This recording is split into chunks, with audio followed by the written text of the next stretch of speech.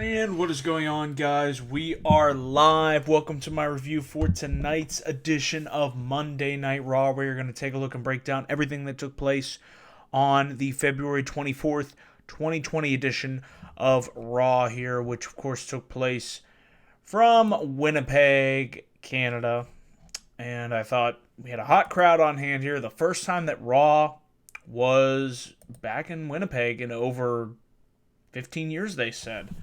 So it's been a long time since we've seen an episode of Raw emanate from Winnipeg. Overall, if I had to give my full thoughts, and I will get into that here shortly, I thought it was an up and down show. I thought there were more positives than negatives. I enjoyed it more than last week's show, which I thought was kind of there. So I definitely thought it was an improvement. So like I said, there was more positives than negatives on this show. We'll of course get into it here, but we kicked things off here from the Bell MTS Place in Winnipeg, Manitoba, Canada. And we had Raw open up here with Randy Orton. Orton says he arrived to the building today, and he said it's been 15 years since he was, since Raw hosted Winnipeg. He said back then he was 24. And he was digging around, watching some old clips, and he saw that on that episode of Raw 15 years ago, he was the Intercontinental Champion, and that he was punched out by a certain man, and that man was Edge. It led to people chanting for Edge. I knew Edge probably wasn't going to show up here, and they actually did announce that he would be coming back. I really don't like that. I wish it was a surprise, but March 9th, Edge will be back, so it's like, okay, that kind of kills the anticipation of, I wonder what episode he's going to come back on, but be that as it may, we had Kevin Owens come out, and he says, Orton, I just can't understand why the hell you did what you did. It's sickening, and he doesn't believe that Orton is sorry. No matter how many times that Orton apologizes, Owens ain't buying that shit. And he says how he hated to watch Edge retire because he didn't have the chance to ever wrestle him. Growing up, Owens was a huge fan of Edge. And then when Edge came back at the Royal Rumble, Owens enjoyed that not only as a fan, that he could possibly wrestle him one day. And I think down the line we're going to get an Edge and Kevin Owens match, and I'm very much so looking forward to that. And Owens is calling Orton out on his BS, and he says, you know what, enough talk. I want to fight your ass tonight. That leads to a nice pop from the crowd, and Orton says, fine, you get your match, but that doesn't happen until later. So I like this back and forth here. I still like the fact of how Orton, he apologizes, but seriously, he's not sorry. Why would somebody, that claims that this guy is his friend, his brother, do something so ruthless, so vicious, and take out Edge? And also, it was announced next week that Beth Phoenix is coming to Raw. So shit is about to go down. Is Orton going to attack Beth? Well, we'll have to stay tuned. We'll have to stay tuned for that. But we kicked things off as far as in-ring wise here with what I thought was a pretty solid match here with Humberto. I can't do it with the rolling the tongue. Humberto Carrillo versus Angel Garza. Now I missed some of this match because I was coming back from the gym here, but from what I caught towards the tail end of it, these two have some pretty damn good chemistry. So towards the end here, Garza climbs up with a big Super Spanish Fly. Back and forth these two go. Got a couple nice trading of roll-ups on the mat. And then Garza finally gets the pin attempt and gets the 3 count. Angel Garza is victorious. He continues his ascent here to the top of World Wrestling Entertainment. Like I said, he has all the tools in the toolbox here to succeed. And like I said, the stuff with the mannerisms and stuff. I mean, and the women in the crowd coming up to kiss him, and you got a kiss from Charlie Caruso's hand in the back. But while they were doing the interview, I was just like, it's the little subtle things like that I really like about Angel Garza. And I really like the crop of Latino talent that they have on Raw. Think about it. You have Garza, you have Carrillo, you have Rey Mysterio, you have Andrade when he comes back. So all in all, I really like this match. Definitely one of the highlights here on this episode of Raw. We then move on here to Ricochet versus Luke Gallows. I really felt like they just it was a decent match. I I felt like Ricochet was kind of holding back here. I guess they figured put him in there with a guy like Luke Gallows, who's taller than him. So, this leads to the hype, the build for his match against Lesnar. And I was just like, I don't really feel like it did much for Ricochet here to get the win over Luke Gallows. I mean, he hit the shooting star press. But we all know it's inevitable that Ricochet is going to take a bad trip to Suplex City. And then what was real interesting was after the match, the club, or the OC, I'm sorry, they're backstage. They run into Aleister Black. And he yells at AJ. And Anderson and Gallows, they start triple team on Black here. They beat him down. He's injured, hurt going into his match against Erick Rowan later on. And then we have Brock Lesnar. And I like that little tidbit, that little running narrative that was told, throughout the show here, leading into the Aleister Black match. So we had Brock Lesnar, Paul Heyman come out. This is one of the better Paul Heyman promos that I've seen in a while. He talked about ifs. If, Ricochet would beat Brock Lesnar. Ain't gonna happen. And he said, spoiler, Lesnar will make mincemeat out of Drew McIntyre, take him to Suplex City, F5 him, and be done with him once and for all at WrestleMania. He hypes up Lesnar as the unstoppable beast that he is. And there was one line here from Paul Heyman. I don't have it written down. He said, if his aunt happened to have testicles, which would never happen. I mean, I was just cracking up. Like, that line totally caught me off guard. I was like, oh my gosh, Heyman. Like, when he goes off the cuff here, it's great. I mean, it really is. So I did like this promo here. And, actually here, I did like the match here between Erick Rowan and Aleister Black. Rowan and Aleister Black. I felt like it was unnecessary. I felt like Black beat him. Why are we doing this match again? But, to their credit, I actually thought they had a pretty decent match here. I like the fact that they told the story of Black, selling that injury before the match, during the match, and the one spot where Rowan unloads on Black after his cage got knocked over because Black sent Rowan crashing into the steel steps. I thought, we're finally going to actually see what's in this damn cage. We didn't, but Black, and Rowan get back into the ring. Black mass, 2 times the charm. Aleister Black is still undefeated. And Black, is walking back up the ring. Up the ramp there. Black mentions unbridled rage. And he said his rage will be AJ Styles' burden next week because they will fight. So we got Aleister Black versus AJ Styles. We got Beth Phoenix coming to Raw. And we got Rey Mysterio and Humberto Carrillo versus Andrade Cien Almas and Angel Garza. So that is a stacked lineup for Raw next week. Cannot wait for it.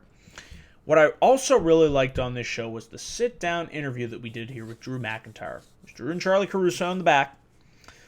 And I like when they do these sit-down interviews because, it's something different.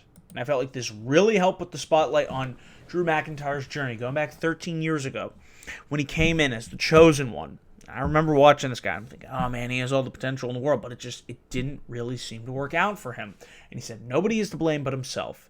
And he talked about going to 3MB and then leaving for 3 years and then coming back to NXT. And I like how they hit on all the points here of his career. And he finally came back to the main roster here and eliminating Brock Lesnar in the Royal Rumble. And he talked, more about Brock Lesnar. And said, once again, that he doesn't care if it's Lesnar, Ricochet, whoever it is, he will fulfill his destiny at WrestleMania 36. I was like, perfect. That's how you get people invested into Drew McIntyre. And I'm just like, I do like the way that they're building this up here with Drew. I think next week, it'll be interesting to see, if Lesnar's going to be in the house here with McIntyre, because you still got 5 weeks to go. So how do you keep that momentum going? I thought this was a nice way this week to keep Drew's momentum going en route to WrestleMania, which is hard to believe we only have 5 more episodes of Raw after this before WrestleMania is here. It's crazy. It's coming up fast. Fast and furious. We then cut to... Okay, R-Truth versus Bobby Lashley. Bobby Lashley wins. Okay, great. Didn't really care about that. Back from break, we have Jerry Lawler in the ring for this Elimination Chamber contract signing. And when I hear this, when I hear contract signing, I kind of roll my eyes. I'm like, okay, we've been there. We've done that. How many times do we have to do a contract signing? But I'll give them credit. This was somewhat different. So Asuka grabbed the mic from Lawler, and she just started, cussing out everybody here, and she just went on a tangent here. So the contract is, they have Sarah Logan sign, they pass it to Liv Morgan, she signs, puts it right down in front of Ruby Riot's face, she signs, and then Natalya signs. Shayna Baszler's not there yet. Shayna Baszler's music interrupts. She comes out over the barrier, walks in like a badass, stares down each and every competitor. Her and Natty have a face-off. And Baszler signs. Lawler gets the hell out of there. Asuka throws Natalya down. And we have a face-off between Asuka and Shayna Baszler. And I'm like, that's a money match right there. That is a money match. That is what the final two, those are who the final two should be in the Elimination Chamber. You have two of the longest reigning, most dominant NXT women's champions in history. I think that's who it should come down to in the chamber. And then Liv Morgan leapt over the table at Ruby Riott, and they started beating the shit out of each other. Sarah Logan gets involved. We got staff clearing the tables and chairs and stuff out of the ring. Baszler just puts her on like, hey, I had nothing to do with it. You know what? And just as everybody's clearing out and Shayna's, has a big smirk on her face, Becky Lynch comes out. And they start brawling. Becky and Shayna start beating the shit out of each other. And I got goosebumps because I'm just like, oh man, I cannot wait for WrestleMania for Becky Lynch and Shayna Baszler to tear the shit out of each other. And I thought this was a highlight. And fans, Shayna let them fight. And, they broke it up here. But I didn't think I was going to enjoy this contract signing segment. But you know what? I actually did. And then we had singles matches here. We had Murphy and Angelo Dawkins. Murphy versus Angelo Dawkins. Seth Rollins hit the ring and attacked for the DQ, so that match was short, which was probably a good thing because, like I said, Angelo Dawkins, he's not the strongest of the two workers here when it comes to him and Montez Ford, but I really enjoyed Montez Ford versus Seth Rollins. Man, did Montez Ford shine here. His selling was on point, his agility, his manner, like everything that he does in the ring, along with his charisma. And his frog splashes are just a beautiful thing to watch. And him and Rollins had some damn good chemistry here. Some nice buckle bomb spots in this match. And they gave these two some time to work here. So, one of my favorite matches here on the show was Montez Ford versus Seth Rollins. Rollins picks up the win there. After Ford goes to the top, misses with the big frog splash. Rollins is able to capitalize with the stomp for the win. Then we get to our main event, Randy Orton versus Kevin Owens. So the match is going, and it's going pretty good. We then have the Disciples and the Monday Night Messiah, Seth Rollins. Let me shove that down your throat some more. The Monday Night Messiah, Seth Rollins. His crew circle the ring. Then we have the Viking Raiders and the Street Profits come back out. They're brawling. They're beating the shit out of each other. And Owens and, Orton are going back and forth here. And then out of nowhere, the ref hits 3 count, fast count, 1, 2, 3, and the bell rings, and I'm just like, what the hell is going on here? Was that a botch? Seriously, what was that? And Orton stares at the ref, confused as hell, as music starts to play. And Owens grabs a chair, faces off with Orton, and it looks like Orton's eventually going to lay out Owens with the concerto. And owens is able to get out of it, and he faces off with Orton. And the referee yanks the chair from Owens' hands and throws it down on the floor next to Rollins. I'm thinking, wait a minute, something's up here. This ref, what the hell? Owens brings the ref into the ring, reveals that he's wearing a Seth Rollins t-shirt. He is a disciple. He is a crooked referee, that SOB. Well, it's Canada. There's going to be a screwjob finish.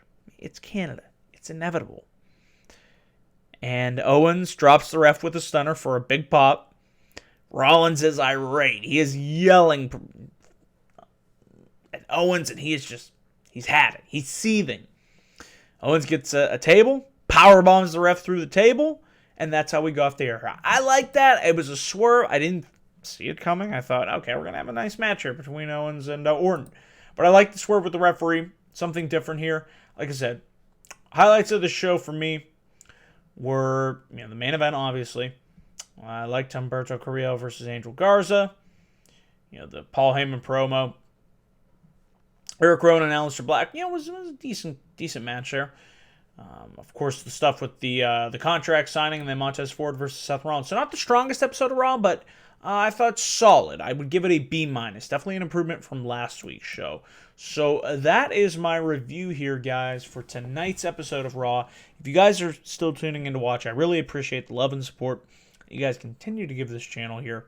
So I do want to thank you all for tuning in here on youtube.com/DanoGuys412. Be sure to follow me on Twitter at DanoGuys412 and Facebook.com/DanoGuys1994. Links can be found down below in the description box. And real quick here before we go off the air, 10 votes so far in my Twitter poll. 60% thumbs up, 40% thumbs down. So the jury has spoken. So that is it, guys, for this live Raw review. Again, thank you all for watching. And until next time, I am out.